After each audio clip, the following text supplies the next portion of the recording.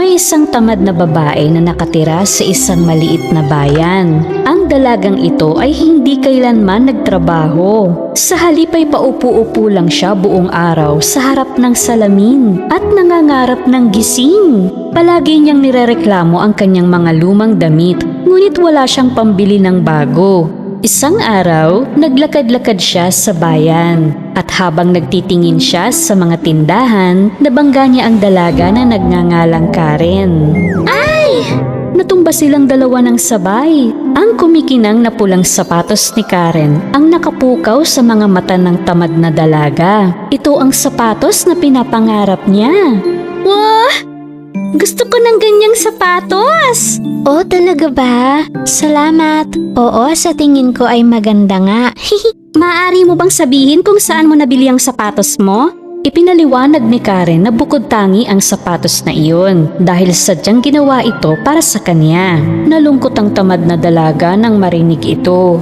Pero kung bibigyan mo ako ng 3 supot ng ginto, may bibigay ko ito sa'yo.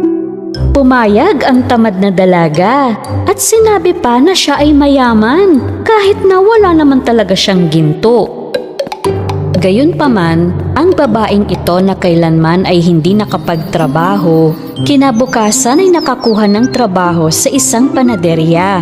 Inutos sa kanya ng panadero na gumawa ng 10 tinapay at ilagay ang mga ito sa basket. Nagsimulang magmasa ang dalaga kahit na nahihirapan. Napagod na siya agad sa pagmamasa sa pangalawang tinapay pa lang. Hindi para sa akin ang trabahong ito. Nadudumihan ako.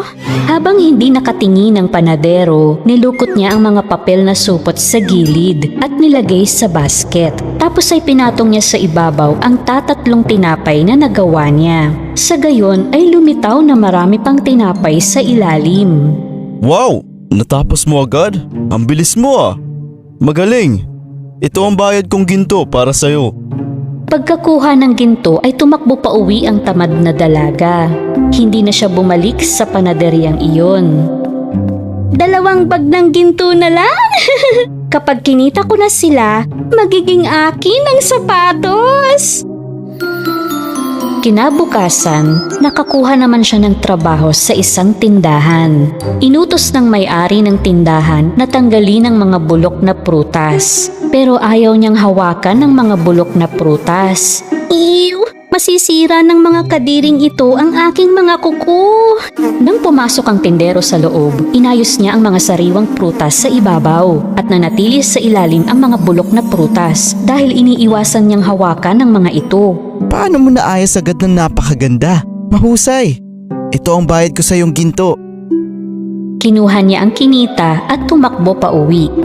Hindi na siya babalik sa tindahang iyon. Hay! 1 bag na lang ang kailangan ko. Pagod na pagod ang tamad na dalaga sa inakala niyang trabaho at nakatulog siya sa tabi ng bintana. Napapaginipan niyang sumasayaw siya sa isang bulwagan. Lahat ng tao ay humahanga sa kanyang pagsasayaw, suot ang bagong damit at sapatos. Oh, kay ganda niyang sumayaw. Tignan mo yung suot niyang pulang sapatos. Ang ganda! Bagay sa kanya.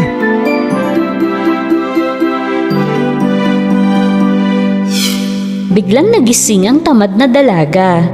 Kailangan ko ng isa pang mauutakan para sa pinakahuling bag ng ginto. Kaya pumunta na siya ulit sa bayan at nakakuha naman siya ng trabaho sa isang sastre. Nautusan siyang patsihan ng mga palda ng tela sa parehong kulay. Ngunit pumili siya ng hindi tamang kulay na pangtagpi at hindi rin nagawang tahiin ito ng maayos. Ow! Ang sakit naman matusok sa karayom. Ayoko na ngang ituloy ito. Inipon niya ang mga palda at itinagos sa isang tabi. Nang dumating ang sastre at nagtanong, sinabi niya na dumating ang may-ari ng mga palda. Nagustuhan nila ang mga patse, kaya kinuha na nila. Oh, mabuti naman! Magaling! O eto, dahil maaasahan ka, para sa'yo itong ginto. Agad na kinuha ng tamad na dalaga ang ginto at tumakbo pa uwi. Wala na siyang balak bumalik pa sa sastre. Agad niyang tinipon ang nakatagong mga ginto para ibigay kay Karen. Karen, eto na! 3 bag ng ginto! Kinita ko yan sa sarili kong pagsisikap. Hayan! Akin na ang sapatos! Tinanggap ni Karen ang ginto at inabot ang kahon ng sapatos sa tamad na dalaga. Oo nga pala, nakalimutan kong sabihin. Yan ay mahiwagang sapatos. Hindi niya sasaktan ng mga tapat at masisipag na tao. Hindi niya pinansin ang sinabi ni Karen. Agad niyang sinuot ang mga sapatos. Napakasaya niya na naglakad siya sa bayan na sumasayaw. May nakita siyang magandang damit sa bintana. Gusto niyang huminto upang tingnan ito, ngunit hindi umaayon ang sapatos. Hoy! Anong nangyayari? Hindi ko mapigilan! Ano ba to? Tulong! Lahat ng tao sa bayan ay namamangha habang pinapanood siyang nagsasayaw. Tignan nyo, di ba yun yung babaeng nanloko sa atin? Oh, oo, siya nga yan. Nalin lang din ako ng babaeng yan. Ilang oras na pinasayaw ng sapatos ang tamad na dalaga sa pamilihan. Namamagana ang mga paa niya at umiiyak na siya sa sakit. Tulungan niyo ko. Ang sakit na ng mga paa ko. Nangangako ako na magiging tapat at masipag na tao mula ngayon. Ang panadero, ang tindero at ang sastre, lahat sila ay naawa sa babaeng tamad. Kaya tinulungan na nila siya. Hinawakan nila siya kahit nahihirapan at tinanggal ang sapatos sa mga paa niya. At patuloy na sumayaw mag-isa ang mahiwagang pulang sapatos.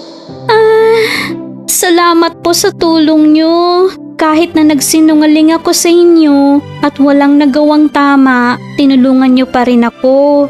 Pagkatapos ng araw na iyon, wala nang tumawag sa kanya na tamad na babae dahil sumusweldo siya ng ginto sa pamamagitan ng pagtatrabaho ng tapat at hindi na siya tinatamad sa bawat trabahong makuha niya. Nakabili rin siya ng bagong damit at sapatos na gusto niya. Ngunit ang tanging hiwaga ng sapatos na ito ay walang iba kundi ang kagalakan ng magtrabaho ng tapat.